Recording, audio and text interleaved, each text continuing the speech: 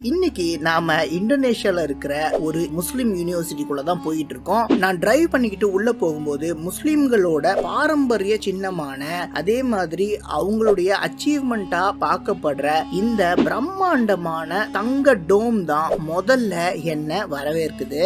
ஆனா கரெக்டா ஒரு 14 வருஷங்களுக்கு முன்னாடி நடந்த விசித்திரமான ஒரு விஷயத்தை பத்தி இன்வெஸ்டிகேட் பண்ணதான் நான் இப்ப இங்க வந்திருக்கேன். 2009 டிசம்பர் 11 தேதி அங்க ஒரு புது லைப்ரரிக்கான அஸ்திவாரத்தை போடுறதுக்காக ஒர்க்கர்ஸ் நிலத்தை தோண்டிக்கிட்டு இருந்தாங்க. அப்ப இதை தான் அவங்க கண்டுபிடிச்சாங்க.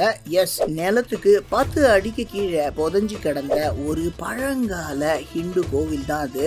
உள்ள உங்களால ஒரு லிங்கத்தை பார்க்க முடியுதா? ஆமாங்க, இது சிவபெருமானுக்காக கட்டப்பட்ட கோவில் தான். இது எல்லாமே குறைஞ்சது ஒரு 1200 வருஷங்களுக்கு முன்னாலேயாவது கட்டப்பட்டிருக்கும் அப்படின்னு ஆர்கியாலஜிஸ்ட் சொல்றாங்க.